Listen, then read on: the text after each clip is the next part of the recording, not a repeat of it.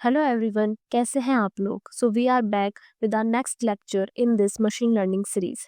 Last lecture में हमने square trick implementation देखा था। आज हम एब्सोल्यूट ट्रिक का इम्प्लीमेंटेशन देखेंगे। तो चलिए शुरू करते हैं। सबसे पहले हम अपनी लाइब्रेरीज इंपोर्ट करेंगे। लाइब्रेरीज कौन कौन सी? Pandas, matplotlib and NumPy. Next हम अपना डेटा लोड करेंगे। सारे स्टेप्स वही फॉलो होंगे जो लास्ट लेक्चर में हमने फॉलो किए थे। स्क्वायर ट्रिक के टाइम बस स्क्वायर ट्रिक के फंक्शन की जगह आज हम एब्सोल्यूट ट्रिक का फंक्शन यूज करेंगे। अब नेक्स्ट, जैसे मैंने आपको लास्ट लेक्चर में भी बताया था, हम डेटा लोड कराने के बाद उसे डेटा फ्रेम में कन्वर्ट करते हैं। अब नेक्स्ट हम वापस हमारे पॉइंट्स के लिए ग्राफ ड्रॉ करेंगे। ये लास्ट लेक्चर वाले ग्राफ से सिमिलर ही है, क्योंकि यहाँ भी हमने सेम डेटा पॉइंट के लिए ही ग्राफ बनाया है जो हमने लास्ट लेक्चर में लिए थे। अब देखिए, इसमें नेक्स्ट हम हमारे एब्सोल्यूट ट्रिक के फंक्शन को लिखेंगे। अब आप बोलेंगे कि ये तो बहुत बड़ा है। जी नहीं, ये वही सेम फंक्शन है जो हमने लेक्चर्स में पढ़ा था। इसमें बस थोड़ी डिटेल लिखी हुई है कि LR किसको रिप्रेजेंट कर रहा है, R किसको रिप्रेजेंट कर रहा है, ताकि आपको आगे जब आप खुद पढ़ें तो समझने में दिक्कत ना हो। अब देखिए, सबसे पहले हम प्रिडिक्टेड प्राइस का फॉर्मूला लिखेंगे जो हमने लास्ट लेक्चर में भी देखा था, जिसमें हम यूज करते हैं current bias and current weight. Current weight को हम इनपुट रूम से मल्टीप्लाई कर देंगे। नेक्स्ट हमने देखा था कि अगर एक्चुअल प्राइस प्रिडिक्टेड प्राइस से ज़्यादा है तो हम करंट वेट में learning rate into input rooms करेंगे और करंट बायस में लर्निंग रेट को ऐड कर देंगे और लास्ट में हम वेट एंड बायस रिटर्न कर देंगे। इसमें आपको कोई कंफ्यूजन नहीं होना चाहिए, क्योंकि हमने इसमें वही सेम फॉर्मूला यूज किया है जो हमने एब्सोल्यूट ट्रिक पढ़ते वक्त देखा था।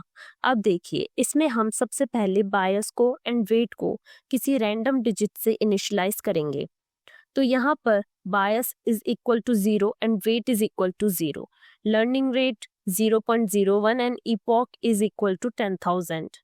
अब आप कहेंगे कि लास्ट टाइम तो हमने सिर्फ 1000 ही ली थी इपॉक, क्योंकि लास्ट टाइम का मेथड अलग था इस बार के मेथड से। अब देखिए, हमने इसमें हमारा फंक्शन कॉल किया और उसके लिए ग्राफ प्लॉट किया।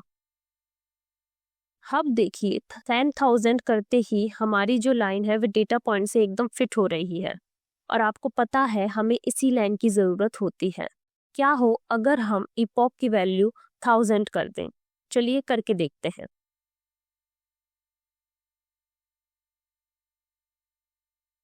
तो देखिए, इपॉक की वैल्यू 1000 करते ही हमारी जो लाइन है वह डेटा पॉइंट से काफी दूर हो गई। मींस अभी हमें हमारी इपॉक और बढ़ाने की जरूरत है। ऐसा क्या हमने लास्ट टाइम भी पढ़ा था कि हम अपना मॉडल उतनी बार रन कर सकते हैं या उतनी बार वेट एंड बायस अपडेट कर सकते हैं जब तक हमें सही प्रिडिक्शन ना मिल जाए।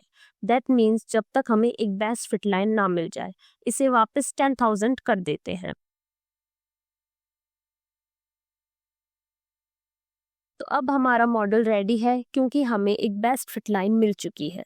अगर हम इसके वेट और बायस देखें तो वह भी पिछली बार की तरह 30 और 149 ही आए हैं। अब हम इसे चेक करते हैं 7 रूम्स के लिए, तो हमारी वैल्यू 360 आ रही है। दैट मीन्स हमारा मॉडल अच्छे से काम कर रहा है। अब देखिए, अगर हम इस ग्राफ को देखें तो ये जो डॉटेड लाइन है ये है इनिशियल लाइन, जब वेट एंड बायस हमने 0 लिया था एंड आफ्टर 10,000 इपॉक हम रेड लाइन तक पहुंच गए, जो कि डेटा पॉइंट्स को अच्छे से फिट हो रही है। आई होप अब आपको समझ आया होगा कि लाइन कैसे चेंज होती है हर एक इटरेशन में।